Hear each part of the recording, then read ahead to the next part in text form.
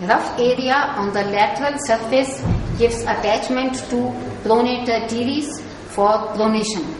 It helps in picking up food from the plate.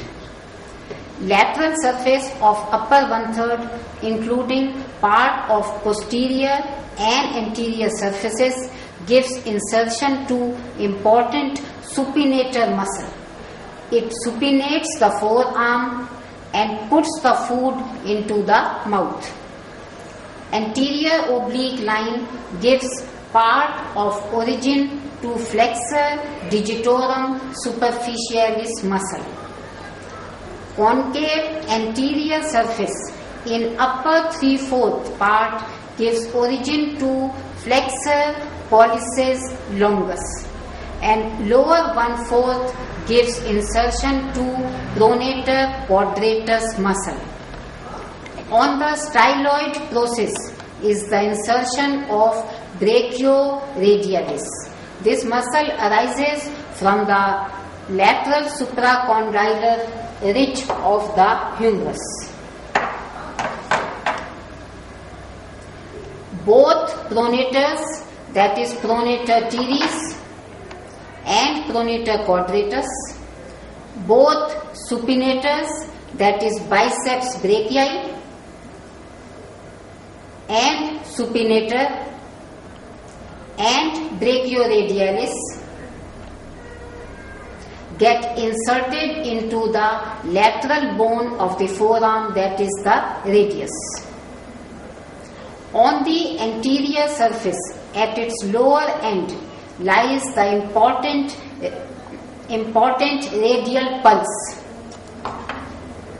before it disappears into anatomical snuff box. Posterior surface gives attachment to deep extensors of wrist joint. Lower end provides 4 compartments for passage of tendons and other structures. First compartment shows tendons of abductor pollicis longus, extensor pollicis brevis.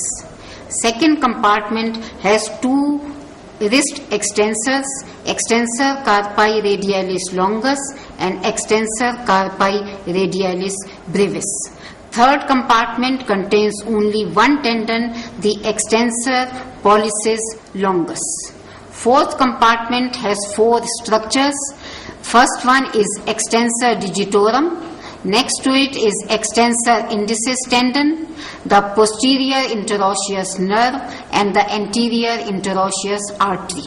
The fifth compartment lies between radius and ulna and contains the tendon of extensor digiti minimi. The last compartment on the ulna is containing the tendon of extensor carpi ulna. The figure shows the radius laterally and the ulna medially. The interosseous membrane is attached to the medial border of radius and the lateral border of ulna.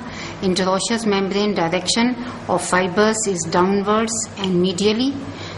At right angles to the interosseous membrane, there is an oblique cord which goes from the radius to the ulna.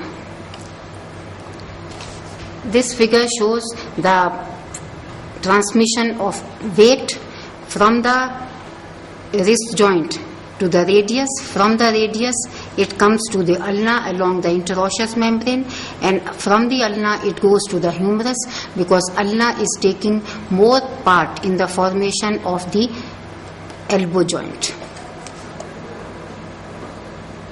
This is a section of radius and ulna. The lateral surface of radius is big and the medial surface of ulna is big. Interosseous border is the medial border of radius and the lateral border of ulna, the anterior surface of both the bones and the posterior surface of both the bones. Anterior border of radius, posterior border of radius, and anterior and posterior border of ulna. The lateral surface of the radius is lateral and the medial surface, of course, of the ulna is medial. Here, during act of pronation, the radius turns over the ulna. Ulna remains almost fixed and the radius turns over and carries the hand with it, and this is the movement of the pronation. The lower end of radius articulates with the proximal row of carpal bones.